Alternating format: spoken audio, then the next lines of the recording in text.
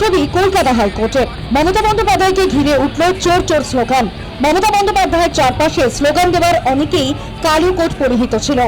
চারপাশে সমবেত আওয়াজে সাংবাদিকদের প্রশ্নের উত্তর না দিয়েই কার্যত এলাকা ছেড়ে চলে যেতে হয় প্রাক্তন মুখ্যমন্ত্রীকে। চিন্তিত হয়ে পড়েছি আর কি। গত 15 বছর ধরে গোটা বাংলাকে উনি জ্বালিয়েছেন, সবাইকে উত্তপ্ত করেছেন, বিরক্ত করেছেন। আজকে বাংলা ওনাকে পিপলস ম্যান্ডেট দিয়ে বার করে দিয়েছেন। এখন এই আদালতে আসছে, আমরা খুব চিন্তিত এখন যে আমাদেরকে আবার জ্বালাবেন, মানে বিরক্ত করবেন। এই দেখুন না, আদালত থেকে একটা পলিটিক্যাল ফোরাম হিসেবে তৈরি করার চেষ্টা করছে, ইস্যু তৈরি করার চেষ্টা, ভেসে থাকার ব্যর্থ চেষ্টা। ভোট পরবর্তী হিংসা নিয়ে একগুচ্ছ অভিযোগ নিয়ে হাইকোর্টের প্রধান বিচারপতি সুজয় পালের এজলাসে মামলার শুনানিতে সওয়াল করেন মমতা বন্দ্যোপাধ্যায়।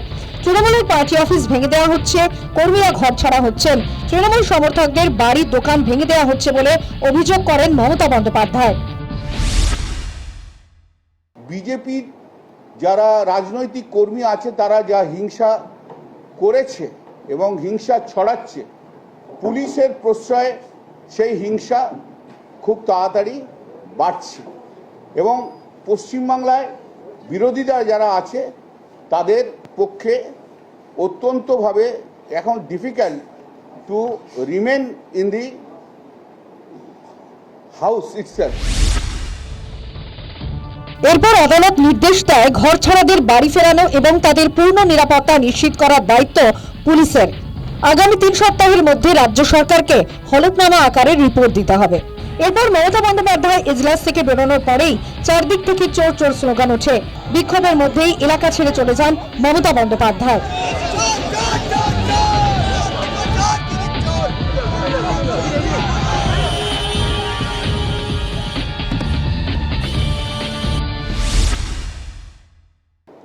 এটা তো জায়গা নয় কে চোর কে ডাকাত তা বলার। তা তো আমরাও তো অনেক কিছু বলতে পারি।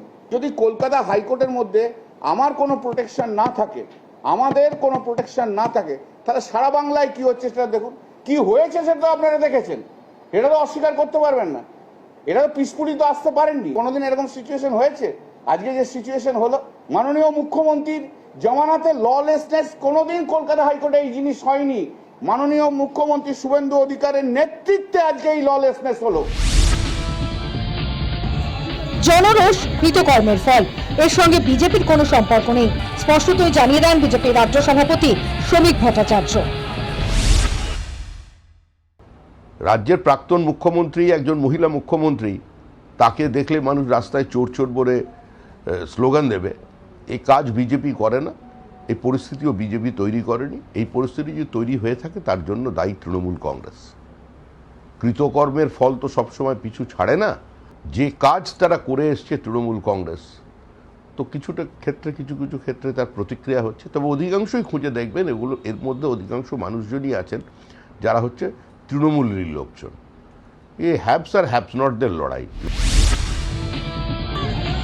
রাজ্যের মুখ্যমন্ত্রী শুভেন্দু অধিকারী গোটা ঘটনায় কোনো গুরুত্বই দিতে চাননি। মুখ্যমন্ত্রী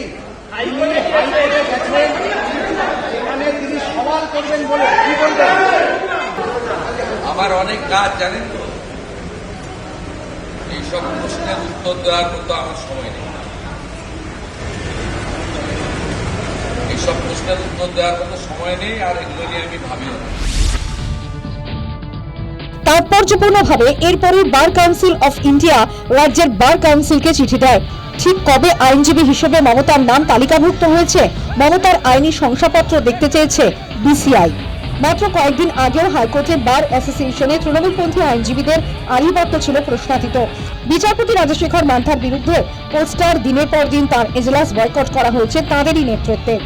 আরেক বিচারপতি বিশ্বজিৎ বসুর ছবি রাস্তায় ফেলে অপমান করা হয়েছে। রাজ্য সরকার বদল হতেই পালাবদল কি হয়ে গেল আইনজীবী মহলেও? News time.